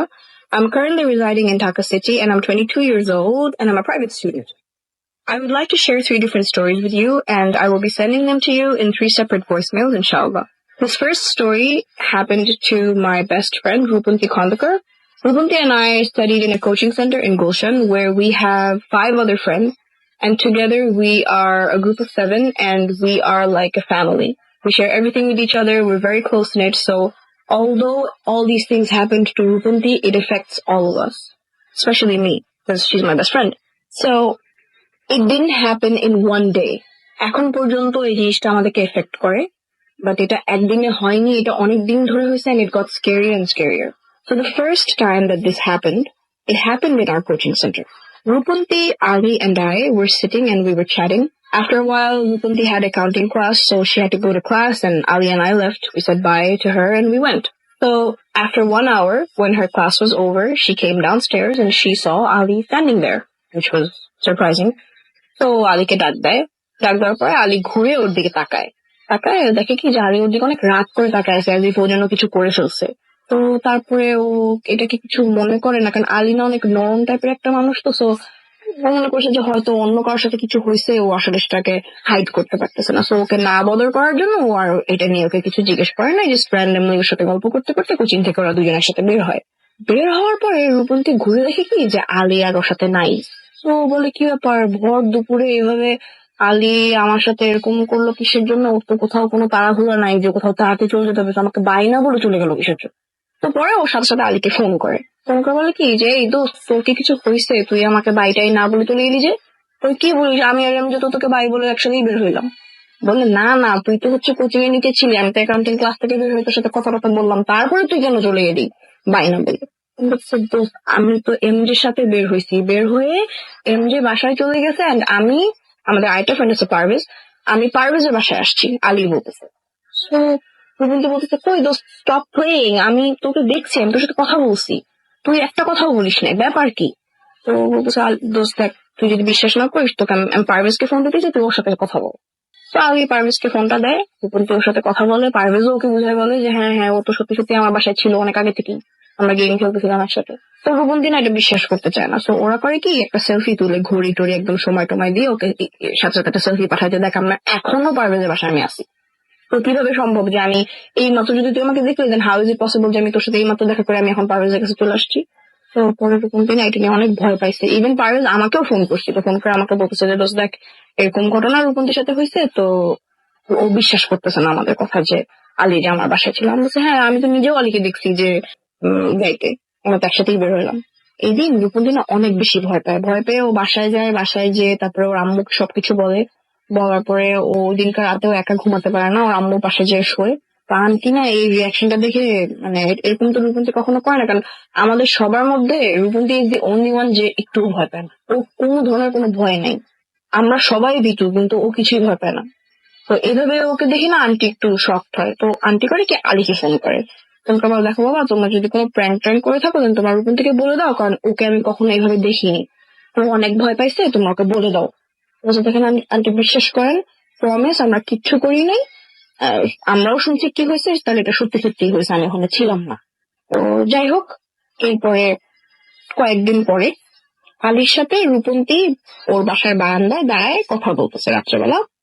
তখন বাইরে কোনো বাতাস ছিল না, খুব চুপচাপ, আর বারান্দার কাপড়গুলা মানে দে ওয়ার বিট মানে ওয়েট, মানে এই মাত্র মেলা হয়েছে এই টাইপের। সো রূপন্তী দাঁড়ায় ছিল, দাঁড়ায় কথা বলতেছে। হঠাৎ করে ও ফিল করছে যে ও কোমরে একটা ঠান্ডা হাত লাগছে। তো ও নিজেকে বলছে কি যে না, মানে ভেজা কাপড় হয়তো আমার গায়ে লাগছে, এটাই হয়তো আমি ফিল করতেছি, আর কিছুই না। কিছুক্ষণ পরে ওর ঘাড়ে লাগছে হাতটা, আবারও নিজেকেও সেম কথাটাই বলছে। বাট ওর মাথায় কিন্তু এটা বাঁচতেছে যে বাতাস তো নাই। তো আলীকে কিন্তু ফোনে আছে আলীর সাথে, এবং আলীকে বলতেছে যে দোস্ত আমার সাথে কিন্তু এরকম এরকম হচ্ছে। So আলী মানে he was bearing witness to the fact that these things are happening to her. Third time কিছুক্ষণ পরে আবার ওর কোমরে ওটা ঠান্ডা হাত ফিল করে, and this time she freaked out and she said, Ali আমি আর কথা বলতে পারবো না, আমি রাখি দোস্ত, আমি যাই, আমার ঘুমাইতে হবে। বলে ও বলে যে আমার সাথে এরকম হচ্ছে, তারপর রুমে এসে আমার বাবা ঝটকায় দিয়ে ওর মতো ঘুমায় যায়। এই 2 দিন রূপন্তী অনেক ভয় পাচ্ছে। ট্রু, একটা নর্মাল মানুষের লাইফে হঠাৎ করে এরকম একটা জিনিস হলে যেভাবে ও রিয়াক্ট করার কথা সেভাবেই সে রিয়াক্ট করছে। বাট সবচেয়ে ইন্টারেস্টিং জিনিস হচ্ছে যে এই সেকেন্ড ইভেন্টটা হওয়ার পর থেকে আমার ফ্রেন্ড রূপন্তী সে ওর সাথে যেন কি হয়, যেটার এক্সপ্লেনেশন আমরা কেউ আজ পর্যন্ত দিতে পারি না, যে ওর পার্সোনালিটি কমপ্লিটলি চেঞ্জ হয়ে যায়। সে বেশি বেশি মানে সাজুগুজু করা শুরু করে, অনেক খুশি ভাবে সে একদম বলতে গেলে লাফায় লাফায় হাঁটে, এত খুশি। তারপর হচ্ছে যে ওর কোনো ভয় ডর নাই, মানে সে কোনো ভয়ই ফিল করে না। এবং সে পরে যখন ঠিক হয় তখন তাদেরকে বলেও যে দোস্ত আমি না ওই সময় ভয় ফিলিংটা আমি ফিল করতাম না, এই ইমোশনটাই আমার ভিতরে কাজ করতো, ভয় আমি ফিল করতাম। আর যখন না এই গল্পগুলো আমাদেরকে বলতো না, তখন না কেমন হেসে হেসে খুশি হয়ে বলতো। এই জিনিসটা না আমাকে অ্যাজ আ বেস্ট ফ্রেন্ড আমাকে অনেক বদল করছে যে কি ব্যাপার ওর সাথে কি হচ্ছে। তো এরপর থেকে যে ঘটনাগুলো হচ্ছে একটাতেও সে একটু ভয় পায় না, কারণ কি সে ভয় জিনিসটা ফিল করতো না। থার্ড যে জিনিসটা হয় কয়েকদিন পরেই হয়, যে ও ওর বাসার ড্রয়িং রুমে হেডফোন দিয়ে কম্পিউটারে ডিজনি স্লিপিং বিউটি মুভিটা দেখতেছিল। দেখতেছে হঠাৎ করে দেখে কি যে বেডরুম থেকে ড্রয়িং রুমে ওর আম্মু আসে। ওর আম্মু চুল আলানো ঝালানো খোলা, তারপরে উনি জাস্ট মানে 2 হাত কোমরে দিয়ে দাঁড়ায় একদম, মানে রাগ করে চোখ গরম করে, চোখ দুটো একদম লালচে লালচে এরকম গরম করে একদম করে রূপন্তীর দিকে তাকায়। হেডফোন করে আমি কিছু বলবা, কিছু হয়েছে? সে কিছু না বলে সুন্দর ঘুরে আবার চলে গেল। হ্যাঁ আমি মনে হয় পড়তে বসিনি, এই জন্য মনে হয় অনেক রাগ করছে, কিন্তু পড়তে বসি। তো কম্পিউটার অফ করে ও বেডরুমে যায় যে আন্টি মুড টুড কেমন দেখতে। ওমা যায় দেখে কি আন্টি সুন্দর চুল টুল বাঁধা, সে অনেক রিল্যাক্স ভাবে, আন্টি একটা ফ্রেন্ড আসছে যেটা আমি বলতে জানতো না, অনেকক্ষণ ধরে তারা সুন্দর গল্প করতেছে। তো আন্টি বলে কি ব্যাপার তোমার, আন্টি আসছে, তুমি হচ্ছে যে একটু সালাম টালাম দিতে আসবে না? বললাম সরি আমি একটু তো রূপন্তীর মা যদি একটু আগে দেখেই আসে যে ও হচ্ছে কম্পিউটারে মুভি দেখতেছে, তাহলে কি এই কথাটা ওকে জিজ্ঞেস করার কথা যে তুমি কই ছিলা, কি করতেছিলা? তো রূপন্তী মানে ও আম্মুকে জিজ্ঞেস করে যে তুমি কি একটু আগে রুমে আসছিলা? বলে কই না তো। বলে যাই শিওর? বলে হ্যাঁ আমি তো এতক্ষণ তো তোমার এই আন্টির সাথেই গল্প করতেছি। তো ওই দিনকে ওর বাসায় ওর মা, ওর ছোট বোন আর ওর খালামণি থাকে বিসাইডস দ্যাট গেস্ট। তো ওর খালামণির কাছে জিজ্ঞেস করে যে খালামণি তুমি কি আসছিল রুমে? বলে কই না তো, আমি তো রুমে আসিনি, কেউই আসেনি। অনেকবার সে জিজ্ঞেস করে। তো this was the third thing that happened. তার কয়েকদিন পরে যেটা হয় সেটা হচ্ছে ওই সময় আমার বাবার অফিসে আমি আর রূপন্তী একসাথে মানে সেক্রেটারিয়াল লেভেলে কাজ করতাম। তো প্রতিদিন আমরা একসাথে অফিসে যেতাম, আবার একসাথে অফিস থেকে ক্লাস চলে যেতাম। তুমি বুঝছো না, একদিন আমি অফিসে যাইনি, maybe I was ill or something like that. তো রূপন্তী একলা অফিসে ছিল, মানে আমি যাইনি আর কি। তো কাজ করতেছে হঠাৎ করে ইন্টারকম একটা ফোন আসে। তো ফোনটা রিসিভ করে দেখি কি যে কোনো সাউন্ড নাই, জাস্ট স্ট্যাটিক, মানে কোনো মানুষের কথা নাই, জাস্ট স্ট্যাটিক। তো হ্যালো হ্যালো করতেছে, কোনো কথাবার্তা নাই, ফোন কিন্তু একদম পারফেক্টলি ঠিক আছে। তো ফোনটা রেখে দেয়, রেখে দিয়ে কিছুক্ষণ পরে আবার একটা ফোন আসে, সেম থিং, জাস্ট স্ট্যাটিক। আবার একটা ফোন আসে, জাস্ট স্ট্যাটিক। এরকম 4 বার হয় ওর সাথে পর পর। চিন্তা করে কি ব্যাপার, কেউ কি আমাকে খুব ইম্পর্টেন্ট একটা কিছু বলার জন্য ফোন করতে, আমি যে দেখে আসি। তো আমাদের রুমটার পাশেই আমাদের এক ইডি স্যারের রুম ছিল। তো ওখানে আমাদের আরেকটা কলিগ রাব্বি স্যার উনি বসতেন। তো উনি বসছে, পরে রূপন্তী ওনাকে যে জিজ্ঞেস করে রাব্বি স্যার আপনি কি আমাকে ফোন করেছিলেন ইন্টারকমে? কই না তো, আমি তো আপনাকে সারাদিনে আজকে একটা ফোন করিনি, সারাদিনে আমি আপনাকে ফোন করিনি। তাহলে আর ইউ শিওর? বলছে হ্যাঁ আই ডিডন্ট কল ইউ। আচ্ছা ঠিক আছে, তাহলে আমি অন্যদেরকে জিজ্ঞেস করে আসি, অন্য স্যারদেরকে জিজ্ঞেস করে আসি কেউ আমাকে ফোন করছি। বলে দাঁড়ান অফিসে তো কেউ নাই। বলে মানে? বলছে যে হ্যাঁ এখন গত হাফ এন আওয়ার ধরে there is nobody else in the office, it's just you and me. আমি তো মনে সাথে জানেন। না আমি তো জানি না, আমাকে তাহলে এতক্ষণ ধরে ফোন করলো কে? তো ওই সময় তো রূপন্তী কোনো কিছু ফিল করে না, so she didn't feel any fear, she was just shocked. 2-3 দিন পরে আমি অফিসে আসি, আসার পরে ও আমাকে এই গল্পগুলো বলতেছে যে দোস্ত এরকম এরকম এরকম এরকম ফোন পাচ্ছিল, আর আমরা ব্যাগ গুছাচ্ছি তখন লাঞ্চ আওয়ার, সবাই কিন্তু লাঞ্চ করতে চলে গেছে অফিস থেকে, কেউ নাই, শুধু আমি আর ও, আব্বুও নাই। তো ও আমাকে গল্পগুলো বলতেছে, আর মানে বলতে বলতে আমরা দুজন কোচিং এ যাওয়ার জন্য আমাদের ব্যাগ ট্যাগ গুছাচ্ছি যে অফিস থেকে আমরা বের হয়ে যাবো। জাস্ট আমরা বের হব, গল্প বলা শেষ, ব্যাগ গুছানো শেষ, এর মধ্যে ফোনটা বেজে উঠছে আবার। আমি ফোনের পাশে বসতাম, তো I picked up the call and I was like hello and there was just static. I was like, আমি না I was so shocked, কারণ আমি একটু আগে এই গল্পটা শুনলাম আর সাথে সাথে আমার সাথে এই ঘটনাটা বললো। আমি না ওর দিকে ভাগ তাকাচ্ছিলাম, না আমাকে দুবার জিজ্ঞেস করছে কে ফোন দিছে কে ফোন দিছে, জিজ্ঞেস করে আমি যখন কিছু বলি না, আর আমার মানে আমাকে দেখে মনে হচ্ছে আমি ভয় পাচ্ছি, তখন ও বুঝছে যে একদম সেম জিনিসটাই আমার সাথে হয়তো, ও আর কিছু বলে না, আমিও কিছু বলি না, চুপ করে আমার বসে। ফোনটা রাখার কিছুক্ষণ পরে আবার ফোন আসছে, আবার রিসিভ করছি, সেম থিং স্ট্যাটিক, আবার রাখছি, আবার ফোন আসছে, থার্ড টাইম রিসিভ করছি, তখন আমি অনেক ভয় পাচ্ছি যে কি হইতেছে এগুলা, অফিসে তো কেউ নাই, আমরা দুইজনই জানি। তারপরে ফোন রেখে তারপরে ফোর্থ টাইম যখন ফোন পাচ্ছে, আমরা দুইজন ওরে আল্লাহ গো ওরে মা গো করে দৌড় দিয়ে আমরা এক দৌড় দিয়ে অফিস থেকে দৌড়ায় বের হয়ে, দৌড়ায় সিঁড়ি দিয়ে নামে, দৌড়ায় রিক্সায় উঠে কোচিং। তো যখন আমি কোচিং এ যাচ্ছি ওর সাথে, তখন আমি বলতে দেখছিস এত কিছু হচ্ছে, আমার না খুব ভয় লাগতেছে, তুই একটা কাজ আমাকে একটা জিনিস প্রমিস কর, যে তুই মাগরিবের আগে দিয়ে বা ও সন্ধ্যার সময় ওই টাইমটাতে কোনো অন্ধকার জায়গায় থাকবি না, তারপর হচ্ছে যে মানে বাইরে থাকবি না, বাথরুমে টাথরুমে যাবি না, এই টাইমটাতে তুই একটু কেয়ারফুল থাকবি। আচ্ছা ঠিক আছে, তো sorry I promise I will take care of it. Few days later, she was at home and she needed to take a shower. So, shower nite she went inside the washroom and she realized that it's just 10 minutes left until Maghrib. So, ঠিক আছে, আমি তো তাড়াতাড়ি shower করে আমি বের হয়ে যাই, এমনি তোমাকে বলছিল যে মাগরিবের আগে দিয়ে বাথরুমে না থাক। তো তাড়াতাড়ি শাওয়ার টাওয়ার করে বের হবে, এর মধ্যে ঠাস করে বাথরুমের বাল্ব এক্সপ্লোড করছে, করে একদম কাঁচ টাচ সব জায়গায় এরকম পড়ছে, আর পুরো বাথরুম অন্ধকার। এখন ও তো ভয় কেটে নড়তেও পারতেছে না, কারণ কি মানে অন্ধকারের ভয় না, জাস্ট কাছে যদি পাড়ার লাগে এই ভয়তে ও নড়তেছে না। পরে ওর হাত দিয়ে শাওয়ারটা অন করে, মানে পানিটা যাতে কাঁচগুলো একটু সরে, তারপরে কিছুক্ষণ শাওয়ার অন রেখে তারপরে ও হচ্ছে বাথরুম থেকে বের হয়। সবচেয়ে ইন্টারেস্টিং জিনিস হচ্ছে যে লাইটটা এক্সপ্লোড করার সাথে সাথে মাগরিবের আজান দেয়। তারপরে ও বাথরুম থেকে বের হয়, কিছুদিন পরে আমাকে স্টোরিটাও শোনানো হয়, ও কোনো ভয় পায় না, আমি তো ভয়তে শেষ। তার কিছুদিন পরে না সবচেয়ে ভয়ঙ্কর ঘটনাটা ঘটে। ও ওর বাসায় ওর কম্পিউটারে ওর এক ভাইয়ের সাথে স্কাইপে কথা বলতেছিল চেয়ারে বসে বসে, আর চেয়ারটার পিছনে তখন বোধহয় বাসায় কিছু এক্সট্রা মানুষ থাকবে দেখে ঠিক কম্পিউটারের সামনে চেয়ারটার পিছনে এরকম তোষক বিছানো ছিল, ফ্লোরিং করা ছিল আর কি। আর ওর পাশে ওর ভাবি, ওর ছোট বোন আর একটা কাজের মেয়ে দাঁড়ানো ছিল। সো ওর ভাইয়ের সাথে কথা বলতেছে স্কাইপে, হঠাৎ করে ওর ভাই ওকে জিজ্ঞেস করে কি হইলো, তো হচ্ছে যে কি হয়েছে, তোর ভাই ওকে বলতেছে যে আচ্ছা তুই একটু নড়ে চড়ে বস।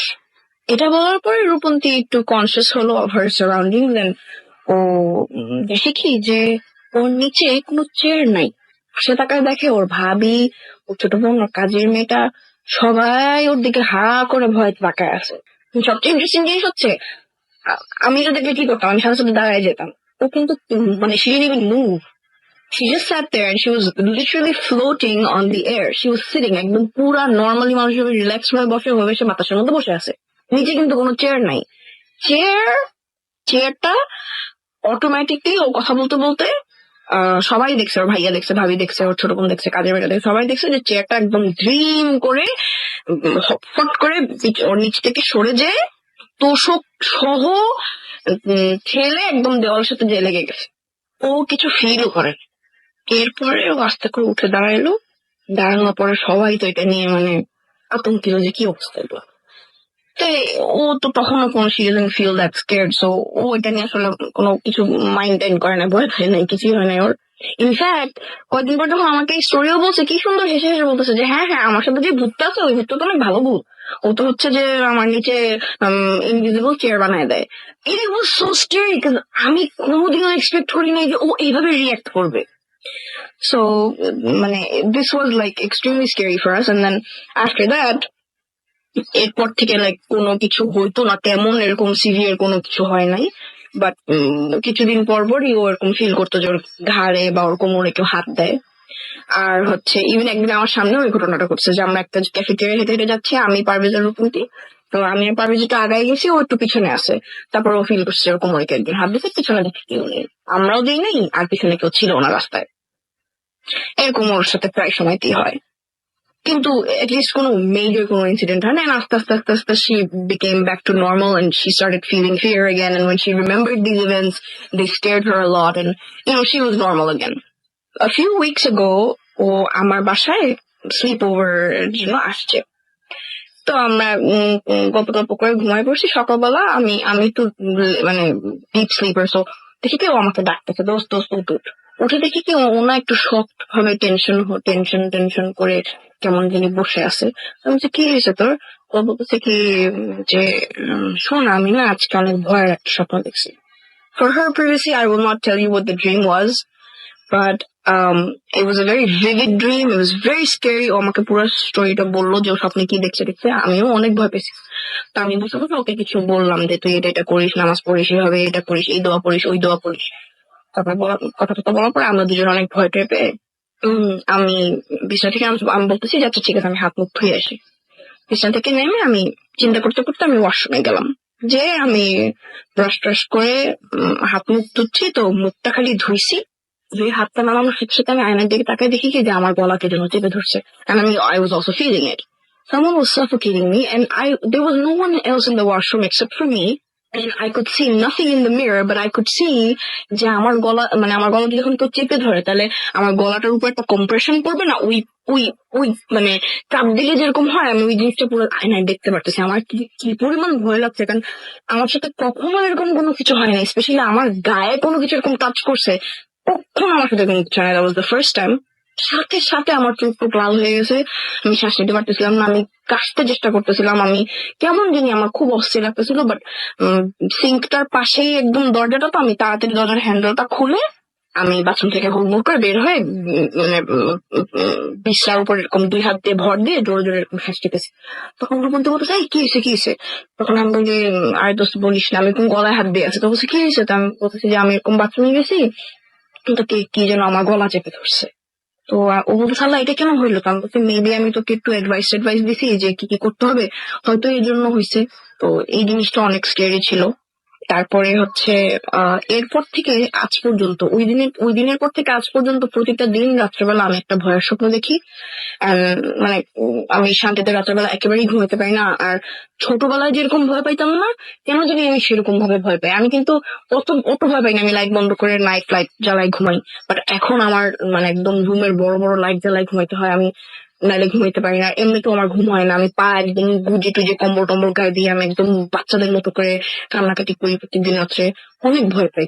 এমনকি রূপন্তীও যখন আমার বাসা থেকে ওর বাসায় যাওয়ার পরেও এই সেম টাইপের স্বপ্ন, একই ক্যারেক্টারিস্টিক স্বপ্নের ভিতরে ও আরো 2 বার দেখছে। সো আমরা আসলে এটা নিয়ে we're a bit shaken up, and it's not as bad as it was before, but at least it's আমার সাথে কখনো এরকম হয় নাই। সো বেসিক্যালি আমরা দুজনই অনেক ভয় টয় পাইছি, আমাদের ফ্রেন্ড সার্কেলও সবাই অনেক ভয়ে আছে। বাট আমরা আল্লাহর কাছে দোয়া করতেছি, আশা করি যে আর কোনো কিছু হবে না, and the nightmares will end and we'll all be happy again. So if you like my story, well, my friend's story, then please play it. Thank you so much for listening, Rahul bhai.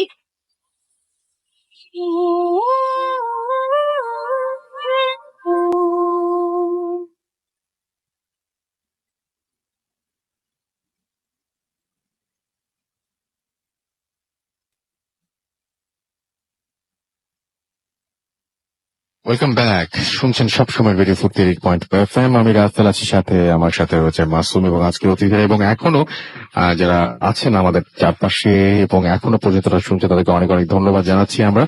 এবং আমাদের সাথে রয়েছেন এই মুহূর্তে আমাদের নতুন একজন অতিথি। আপনার নামটা একটু প্লিজ বলবেন। রিদওয়ান কোন একটা সিলেটের কোন একটা চা বাগানে একটা বাংলোতে থাকেন, এবং যে বাংলোটা আপনার গল্পের বইয়ে পড়েছেন, ডুয়ার্সের জঙ্গলের মধ্যে যেরকম ধরনের বাংলো হয়, আপনারা যেগুলো বইয়ের মধ্যে পড়েছেন, সিলেটের বাংলো সম্পর্কে অনেক ঘটনা আপনারা পড়েছেন, ঠিক সেরকম একটা কাঠের বাংলো। আমি ছবিটা দেখেছি এবং ছবিটা আপনারা পেয়েও যাবেন। এবং সেই রকমই কাঠের বাংলো, সেই বাংলোর দূরে দূরে সব খাওয়ার জায়গা একদিকে, তাই না, বিভিন্ন জায়গায় বিভিন্ন কিছু। তো সেই বাংলোটা somehow haunted. সো আমরা সেই ঘটনা শুনবো। আপনারা কতদিন ধরে বাসাটায় আছেন? আমি আপনার এসেছি গত বছর এখানে এসেছি। এর আগে আমরা ছিলাম আরেকটা বাংলোতে। এটা একদম জঙ্গলের মধ্যে? হ্যাঁ, ওইটাই আমরা ট্রান্সফারে এখানে এসেছি আর কি। গত ট্রান্সফার হয়ে এখানে এসেছেন। কি কি হয় আপনাদের দেশে? আমার সাথে হয় যে মানে লাইক রাতের বেলা কেউ হাঁটে, কাঠের বাংলো রাতে হাঁটে। কত পুরনো বাংলোটা? 150 বছর। 150 বছরের পুরোনো হ্যাঁ, 150 বাংলো। বছর পুরনো। ওয়াও, আচ্ছা। তো রাতে একটু আসলে তো আপনার ইনফ্যাক্ট আজকে আমাদের ওইখান থেকে শোটা করা উচিত ছিল, বিকজ আজকের এই সেলিব্রেশনটা ওইখানে আরো বেশি অনেক বেশি ভালো হতো। আমরা এখানে বসে আছি। এনিওয়ে, আমরা তারপর কি কি হয় ওখানে? এখানে মানে একসময় দেখা যায় রাতে বেলা আমাদের দোতলায় ওঠা গার্ডদের বা সবার নিষিদ্ধ, যে কেউ রাতে উঠতে পারবে না উপরে, আমাদের পারমিশন দ্বারা। তো রাতে অনেক সময় দেখা যায় যে আমরা যখন মানে মানে ঘুমাই বা শুয়ে থাকি, রাত 2টা-3টার দিকে বা এরকম সময় আওয়াজ শোনা যায়, লোকজন হাঁটতেছে বাইরে, বারান্দায় কেউ হাঁটতেছে। তো সব বের হয়ে দেখি কেউ নাই, এরকম ধপ ধপ ধপ আওয়াজ, কাঠের আওয়াজ, কাঠের মধ্যে হাঁটতে যেরকম আওয়াজ হয়, মানুষ হাঁটতেছে এরকম আওয়াজ হয়। তো উঠে কাউকে পাওয়া যায় না। তো এখানে আসার পরে আমাদের মানে বেয়ারা বা সার্ভেন্ট যারা আছে বাংলোর কাজে, তো সবাই বলতেছে যে ভাইয়া একটু থাকেন, সতর্ক থাকেন, যে এরকম প্রবলেম হয়, এরকম প্রতিনিয়ত এরকম প্রবলেম হয়, বুঝতে পারেন না। কি প্রবলেম হয় না, এই যে বাথরুমে লাইক কেউ গোসল করে বা এটা কিছু, বা একা থাকলে একটু বেশি প্রবলেম হয়। তো আমি বলছি, ঠিক আছে দেখি, আমরা এখন থেকে অভ্যস্ত গার্ডেনে, এতটা একটু গায়ে লাগাই নেই। তো একদিন এই রিসেন্টলি আমার বোন একদিন ঘুমাচ্ছে আমাদের এতে, রাত 3টার সময় ও ঘুম থেকে, ওর ঘুম ভাঙে একটা আওয়াজে। আচ্ছা, একটা আওয়াজে বাংলার পিছন সাইড থেকে একটা আওয়াজটা আসছে, পিছনে একটা দরজা আছে পিছন সাইডের, তো ওইখান থেকে আওয়াজটা আসছে। তো সে তার ঘুম ভাঙে 3টার সময়। তো ঘুম ভাঙার পরে সে ঘুম ভাঙার পরে সে ভয় পেয়ে যায়, অনেক বেশি ভয় পেয়ে যায়, যে এত রাত সে রুমের একা। আর মানে সে খুব ভয় পেয়ে যায়, ভয় পেয়ে চিল্লাচিল্লি শুরু করে, আব্বু আমাকে ডাকার চেষ্টা করে। কল দেয়, ওই সময় কোনো নেটওয়ার্ক সে মোবাইলে পায় না, সে নেট কোনো পায় না। দরজা খোলার চেষ্টা করে, লাইক কেউ দরজাটা মানে সে খুলতে পারতেছে না দরজা। এরকম পরে আব্বু আমা এসে ওকে নিয়ে যায়। এর পরের দিন সেম একই সময়, রাত 3টার সময় আবার তাকে মানে একই কান্নাকাটি করে, আব্বু আম্মুকে তার চেষ্টা করে। আচ্ছা, ওই দিনও সে কোনো মোবাইলে নেটওয়ার্ক পায় না, আব্বু আম্মুকে সে ফোন দিতে পারে না, বিকজ একটা রুম থেকে একটা রুম অনেক দূরত্ব অনেক বেশি। তাছাড়া ফোন টোন না দিলে এখন ডাকাডাকি করে আসলে শোনা যায় না। তো মানে ও চেষ্টা করে, বাট পায় না। পরে ঢাকা থেকে করার পরে কলিং বেল টিপ দেয়, পরে গার্ডরা এসে করে, পরে আব্বু আম্মা এসে ওকে নিয়ে যায়। পরে হুজুরকে করা হয়, কল করা হয় যে এখানে আসলে সমস্যাটা কি, যে এখানে তো উপরে তো কেউ এসে এরকম নক করার কথা বা আওয়াজ করার কথা না। তারপর হুজুর বলে যে না, এই বাংলাতে অনেক আগের, যেহেতু এখানে পিছন সাইডটা একটু ভালো না, আমাদের বাংলার পিছন সাইডটা আমাদের তেঁতুল গাছ আছে, তো এই সাইডটা একটু ভালো না, একটু একটু সাবধানে থাকার জন্য বলছে আর কি, অনেক আগে থেকে, বাট কাউকে ক্ষতি করবে না একা থাকলে। এই যে আমরা শুনছি অনেক কথা, যে জিনিসটা হচ্ছে যে আমাদের এমনিতে অন্য সব জায়গাতে যে ধরনের প্রবলেম গুলো হয়, সেই প্রবলেম গুলোর তুলনায় ওইখানে স্পেশাল এমন কি প্রবলেম হয় যেটা একেবারেই আলাদা, যেটা আসলে চা বাগানের মধ্যেই বলেই সম্ভব, বা এরকম কোনো কিছু একটা, বা জঙ্গলের মধ্যে সম্ভব? আসলে মানে অনেক, আসলে আমার অনেক ফ্রেন্ড সার্কেল এসে বলে যে এখানে কি কোনো প্রবলেম হয় নাকি, যে বুঝতে পারে ওখানে আসলে কি প্রবলেম হয় নাকি, আশেপাশের পরিবেশটা তো থমথমে, মানে জঙ্গল বা এই টাইপ কিছু। ওরা আসে ঘুরতে আসে, ওদের কিছু বলি না, শেয়ার করি না, যে না ওরা ভয় পাবে এসে। মানে এরকম প্রতিনিয়ত হয়, এরকম কাহিনী হয়, থাকতে থাকতে একা থাকলে বেশি হয় আর কি। আমাদের কোন সময় বেশি হয়? রাতে, দিনের বেলা কোনো প্রবলেম হয় না। দিনের বেলা তো অনেক মানে যারা ঘুরতে আসে অনেক ইয়ে হয় যায়, যে এত সুন্দর তোমরা জায়গায় থাকো, কিন্তু রাতের বেলায় সবচেয়ে বেশি প্রবলেমটা হয়, রাতের বেলায় একা থাকলে বিশেষ করে। আর এমনি মানুষ নিয়ে থাকলে তেমন একটা প্রবলেম এখন পর্যন্ত ফেস করি নাই। লাস্ট কয়েকদিন আগে আমি আবার ইয়ে করছিলাম, শুয়েছিলাম রাতের বেলা 2টা-3টার দিকে, তো আমি মোবাইল টেক্সটিং করতে, এমন সময় দেখি মানে ওয়াশরুম থেকে আওয়াজ আসতেছে, লাইক কেউ গোসল করতেছে। তো যাওয়ার পরে দেখলাম যে ফ্লোর ভিজা, আবার কেউ নাই, এরকম একটা আর কি।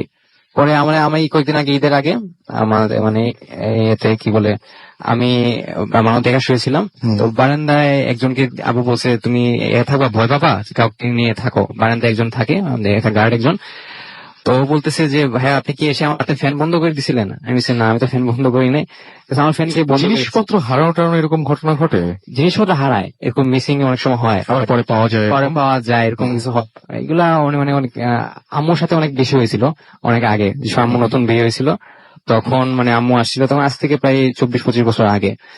তখন আরো জঙ্গল বেশি ছিল, চা বাগানে একটু ইয়ে ছিল বেশি, তখন এরকম প্রবলেম হয়তো খুব বেশি হইতো। একদিনে এমন হচ্ছে যে মানে মাগরিবের সময় আম্মু বসে আছে ড্রয়িং রুমে, দেখা যাচ্ছে জানলাগুলো সবই অনেক জুড়ে জুড়ে কেউ বাড়ি দিচ্ছে। হ্যাঁ, হঠাৎ করে বাড়ি দিচ্ছে, বাতাস ছিল না, বাইরে সব ইয়ে ছিল, বাড়ি দিচ্ছে। তো বাংলা যারা বয় বেড়া আছে সবাই মনে করেন চলে গেছে, দূর লেগে গেছে আম্মু একা রেখে। পরে আব্বু আসে অফিস থেকে আসে দেখে আম্মু ফেইন্ট অবস্থায় আমার পাইছে ওই জায়গার মধ্যে। তো এরকম প্রবলেম সবসময়, আগে আরো বেশি হতো, এখন একটু কমছে, তবে রাতের বেলা একটু প্রবলেম বেশি হয় আর কি। অনেক ধন্যবাদ আপনাকে আপনার ঘটনা শেয়ার করার জন্য। আমরা আমাদের পরবর্তী অতিথির কাছে যাব, আমাদের হাতের সময়ও খুব কম। প্লিজ আপনি যদি একটু আপনার নামটা বলতেন এবং আপনি বলবেন একটা জমিদার বাড়ির ঘটনা এবং এটা কোথায় এবং সেটির সাথে আপনাদের রিলেশনটা কি যদি একটু বলতেন। থ্যাংক ইউ রাসেল ভাই, থ্যাংক ইউ ভূত এফএম এবং থ্যাংক ইউ ভূত এফএম সবাইকে। শুরুতে বলে নিচ্ছি আমার নাম মুন্তাকিমুল ইসলাম এবং আজকে আমার অবশ্য জন্মদিনও। হ্যাপি হ্যালোইন এবং সবাইকে ভূত এফএম এর শুভেচ্ছা জানাচ্ছি এবং আমি আমার ঘটনায় চলে আসতেছি। ঘটনা হচ্ছে কুমিল্লার জমিদার বাড়ি এবং সেটা হচ্ছে আমার নানার জমিদার বাড়ি, মানে নানা ছিলেন সেই পরিবারের উত্তরসূরি। আচ্ছা, ওকে, আপনাদের ফ্যামিলি স্টোরি। Family story. তো এই ব্যাপারটা কুমিল্লাতে বিভিন্নভাবে প্রচলিত আছে, তবে রিয়েল ঘটনা বা রিয়েলিস্টিক ঘটনা যেটা বলতেছি সেটা আজকে আমি যতটুকু শুনছি সেটাই বলতেছি।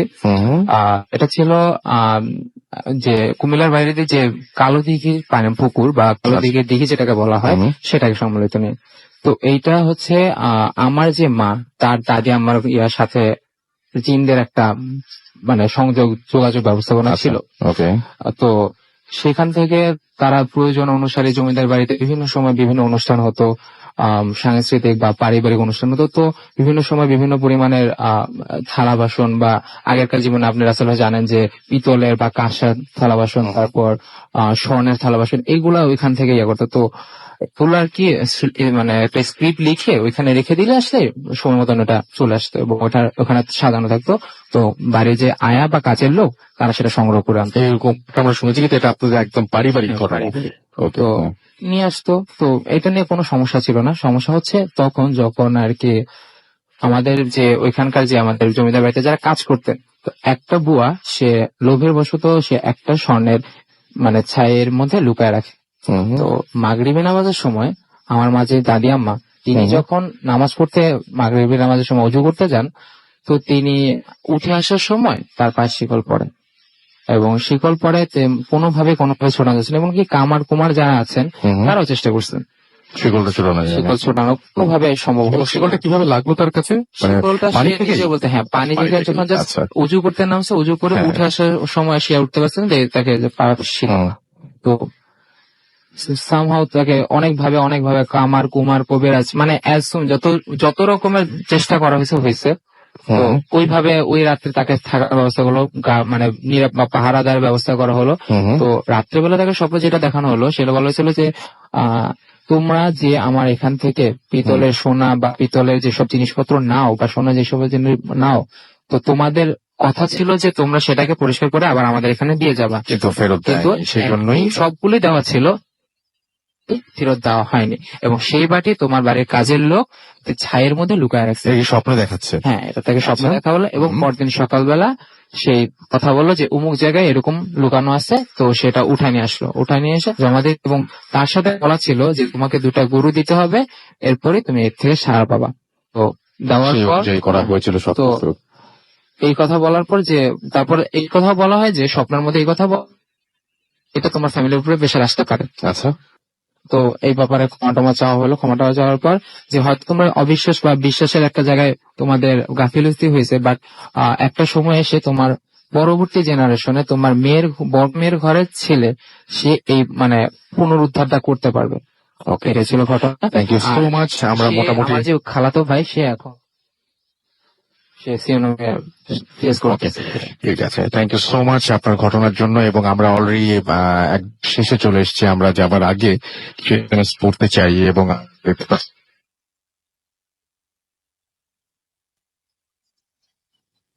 এখনো এসএমএস আসছে। সৈকত আমাদের এসএমএস করছেন সাভার ক্যান্টনমেন্ট থেকে। সুস্মিতা বণিক আমাদের এসএমএস করছেন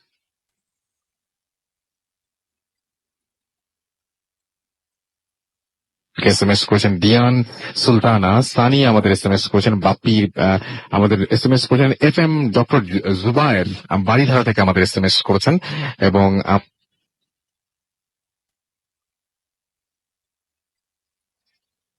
করেছেন, এছাড়াও সানি, ওয়াইফ ফ্যান্সি আমাদের SMS করেছেন, শামীম, পল, রিদওয়ান আমাদেরকে SMS করেছেন, তামিম SMS করেছেন, সৈকত SMS করেছেন, বাপ্পি আমাদের SMS করে আর অনেকে SMS করেছেন এবং SMS করছেন এখনো পর্যন্ত। ফেসবুকে আমাদের সাথে অনেকেই রয়েছেন কানেক্টেড, এবং আমাদের এখানে দেখতে পাচ্ছি যে যারা আছেন এই মুহূর্তে আমি অনেককেই সেরকম